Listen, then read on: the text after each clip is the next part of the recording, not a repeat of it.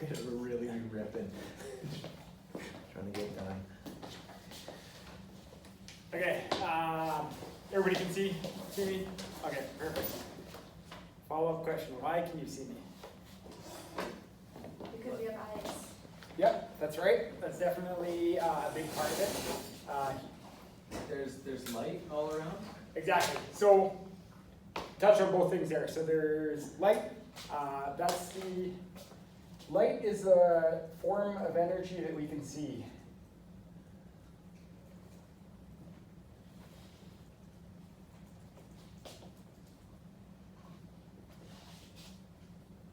Okay.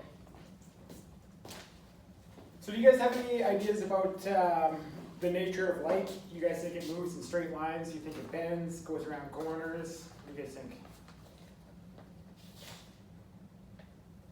Mostly straight lines. Straight lines? Okay, why do you think that? When I shine a flashlight, it goes forwards and not all around. Exactly, okay, so straight lines. So you said you could see me when I got up to the front of the classroom.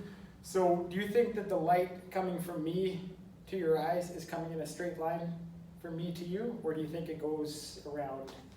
I think it's a straight line. Okay. So pardon the drawing here. This is me. Draw an eye here.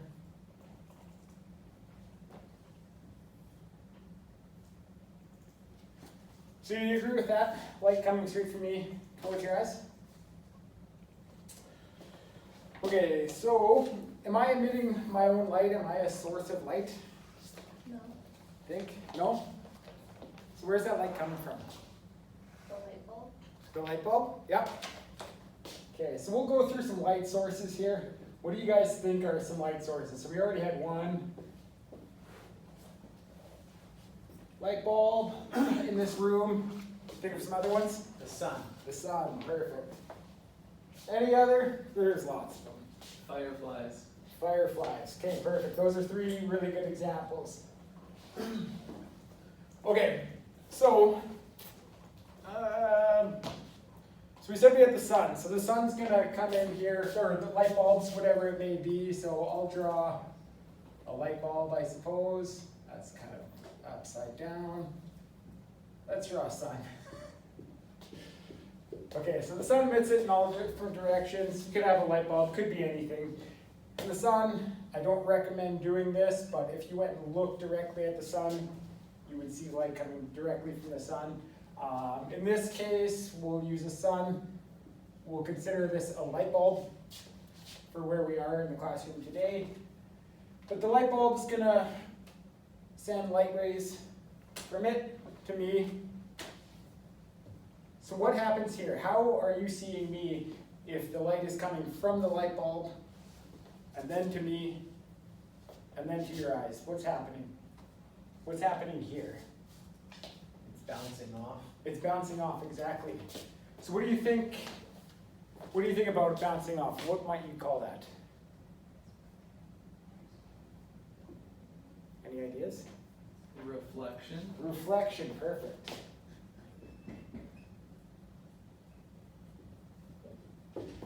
Okay, so looking at that, knowing that the light's reflecting off me, does light only reflect off shiny surfaces like a mirror, or can it reflect off anything? Reflect off anything. Right, you can see everything in this room. So does it, yeah, it reflects basically off every surface that you'll find. Okay, so another question. What color do you think the light that comes off of, say, most light bulbs or a source like the sun, what color of light do you think you'd have? Any ideas? White light. White light? That's a good answer. So, light energy is, it comes in the form of a spectrum of wavelengths, and each of those different energies of wavelengths, they have a different color. So you see, white light is actually made up of red, orange, yellow, blue, green, and violet light. So you're seeing the white light come off the lights here. Then it reflects. So I'm gonna draw a little t-shirt on my guy. Right, for the sake of argument, let's say I'm wearing a red shirt. So what color of this light do you think is gonna be coming from my red shirt to your eyes? The red light? Red light. Perfect. So what's happening there? What do you think? As we go from white light to red light, what's happening to the orange, yellow, blue, green, violet? They got lost in space. They got lost in space. Okay, that's one possibility. Maybe they got absorbed. They got absorbed. I like that one. So they got absorbed. So what happens to that energy now? You got white light coming from there. Remember, the light's energy. So what happens when it's absorbed? Does it just disappear? Does it get lost into space? Does it change energies? Yeah.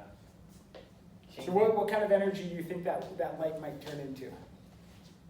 Might turn into heat. Heat? Okay, so let's call that thermal energy.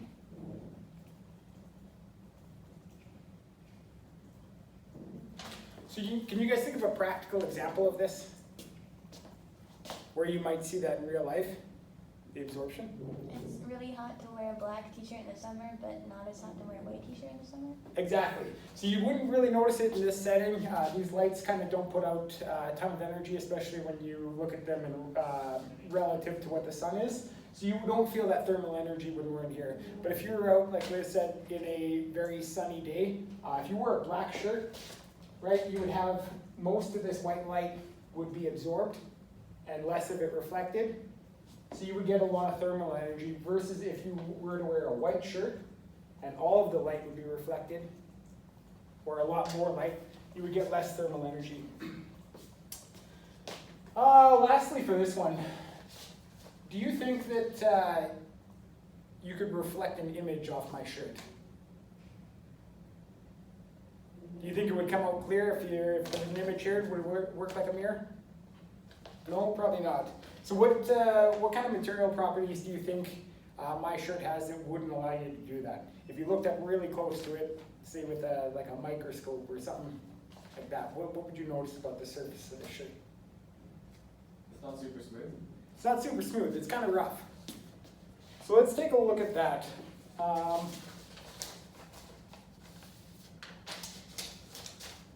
So let's take the example of a mirror. Space here. Yeah. So we have a couple different, let's call this an incident ray. That's coming off a light source or any type of light. And this is a mirrored surface.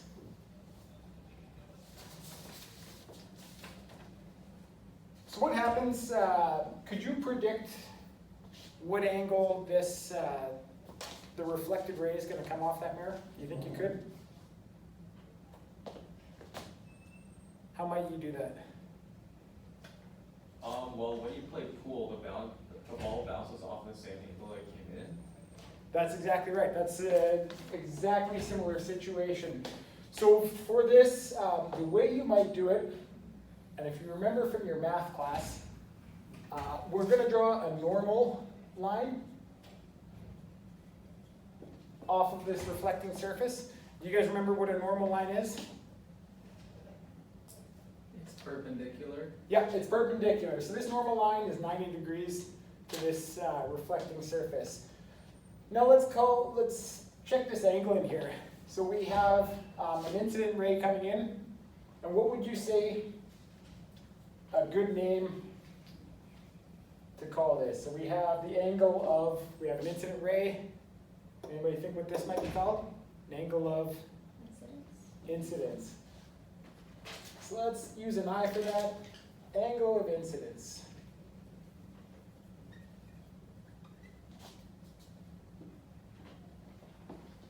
Now the reflected ray, what do you think is going to happen there? Do you think the angle is going to be the same? Do you think it's going to be different? Do you think it'll be 90 degrees? What do you think?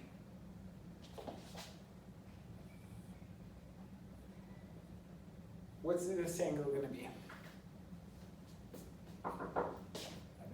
The same as the angle of incidence?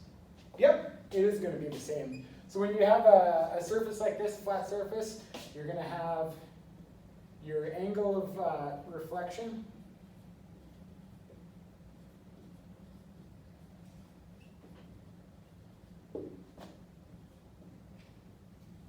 So you're going to have your angle of incidence and your angle of reflection are going to be the same. So this is how you predict how light will come in and reflect off a flat surface. So how about this one? We have a different angle. That angle of incidence, do you think it's going to come in shallow, steeper, kind of the same as the other one? So here our reflection, there's a wider angle between the normal and the incident ray for this, this incidence ray. So you're going to have a wider angle, just like that. So now we're talking about rough surfaces. Oh, actually, before we finish that up, let's look at one more thing. So we were talking about mirrored surfaces, or something where you can see an actual image reflected in something. So here, off of a flat surface, you can see you would have an incident reflected ray like that. If you had another one, it would come out very uniformly.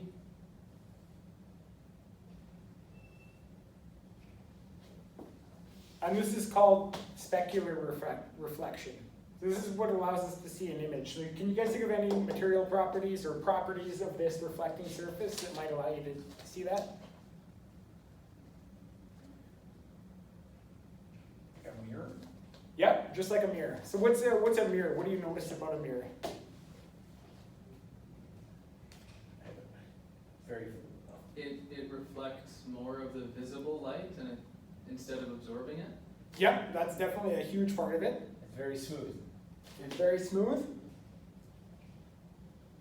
And yes, of course, it does have to be a type of material that will reflect light easily. So let's look at a different situation now. What if you had a rough surface? Say something like this. How might that reflect light? Do you think it's the same as the mirror? The rays are going to go in all different directions. That's right, they're going to go in all different directions. So it's similar, but not the same as the flat surface, but the properties are the same. So if you went in like this, and drew a ray coming in like that, and then you did a ray coming in. So what do you know just about these two incident rays? They're the same angle, different angle? The same. Coming in roughly the same angle here. But now if I draw a normal line along this surface, I have my angle of incidence, and then it's going to be the same about that normal line, my angle of reflection. Now how about this one? What would my normal line, which direction is it going to be coming here? Any ideas? Yep. So out that way, it's going to be normal to the surface. So now my angle of incidence is very wide between the normal line, and it's going to be very wide between the reflected line. So similar to my shirt, if you look at it, it's very similar. It's a rough surface. The light bounces off of it. It'll definitely reflect off of it, but it won't reflect uniformly like you see on a mirrored surface. So this is something that you call diffuse reflection.